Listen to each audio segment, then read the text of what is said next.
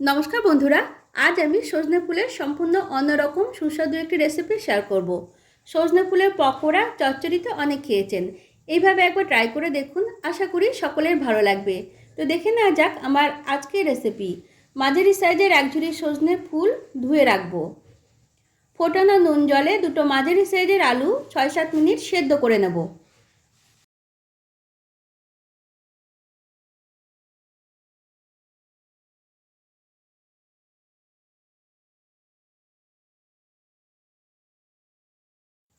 ফোটানো জলে সজনে ফুলটাকেও একটু ভাপিয়ে নেব। বেশিক্ষণ সেদ্ধ করব না, মোটামুটি 2-1 বার ফুটে আসলে পরেই নামিয়ে নেব।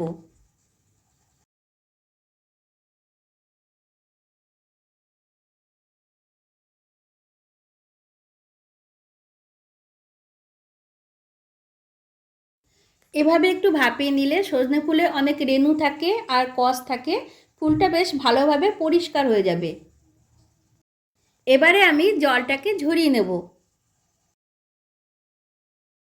কড়াইয়ে 2 টেবিল চামচ সর্ষের তেল দিলাম। চাইলে আপনারা তেলের পরিমাণটা আরও একটু বাড়িয়েও নিতে পারেন।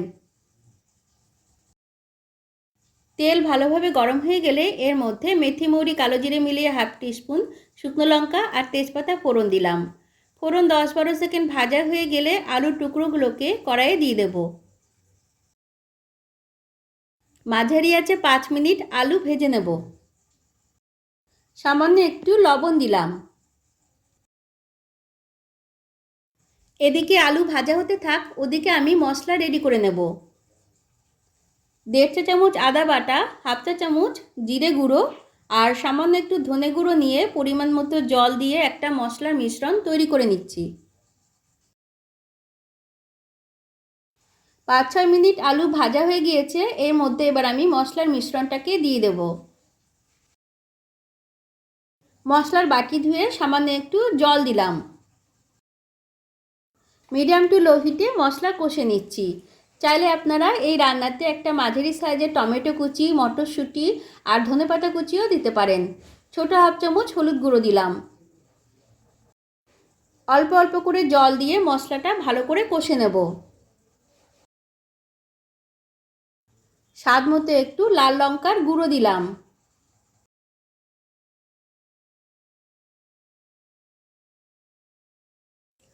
মশলা কষে তেল বেরিয়ে আসতে শুরু করেছে।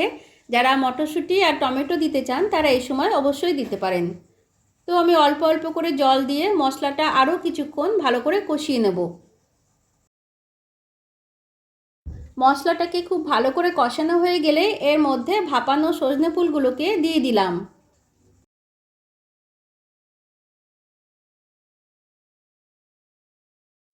দুটো কাঁচা লঙ্কা আর স্বাদ মতো 1/2 চা চামচ লবণ দিলাম। ভাপানোর সময় একটু লবণ দিয়েছি, তো লবণ দেওয়ার সময় একটু খেয়াল রাখতে হবে। সজনে ফুলটাকে মশলার সাথে 5-6 মিনিট কষিয়ে নেব। কষানো হয়ে গেলে আরও 6-7 মিনিট লো হিটে ঢাকা দিয়ে রান্না করে নেব। তবে মাঝে মধ্যে ঢাকনা খুলে একটু উল্টে পাল্টে দিতে হবে। 7 মিনিট পর ঢাকনা খুলে নিলাম। এই তরকারিটা রান্না হতে খুব একটা বেশি সময় লাগে না, যেহেতু সজনে ফুল আলু সবই আগে থাকতে ভাপিয়ে নেওয়া হয়েছে। তরকারিগুলো ভালোভাবে সেদ্ধ হয়ে গিয়েছে। আরও কিছুক্ষণ নাড়াচাড়া করে নিয়ে এর মধ্যে 1 টেবিল চামচ ময়দা একটু জলে গুলে দিয়ে দিলাম, যাতে তরকারিটা একটু ভালোভাবে মাখা মাখা হয়। ময়দার বাটি ধুয়ে একটু জল দিলাম, স্বাদ মতো 1 চা চামচ একটু মিষ্টি দিলাম। লো হিটে আরও কিছুক্ষণ নাড়াচাড়া করে নেব। দেখুন তরকারিটা বেশ মজে এসেছে আর একটা মাখা মাখা ভাব চলে এসেছে। তো এই সময় আমি একটু ঘি আর গরম মশলার গুঁড়ো দিয়ে দেব। ছোটো 1 চামচ ঘি আর সামান্য একটু শাহি গরম মশলার গুঁড়ো দিলাম। সামান্য একটু গোলমরিচের গুঁড়ো দিয়ে দিলাম। গোলমরিচের গুঁড়ো অপশনাল, চাইলে আপনারা নাও দিতে পারেন। সব উপকরণগুলোকে ভালো করে মিশিয়ে ঢাকা দিয়ে 2 মিনিট স্ট্যান্ডিং টাইমে রেখে দেব। ভাতের সাথে এই তরকারি খেতে বেশ ভালো লাগে। আপনারাও ট্রাই করুন, আশা করি সকলের ভীষণ ভালো লাগবে। রেসিপি কেমন লাগলো কমেন্টে জানাতে ভুলবেন না। ভালো লাগলে লাইক, শেয়ার, সাবস্ক্রাইব করার অনুরোধ রইল। সকলে ভালো থাকবেন। ধন্যবাদ।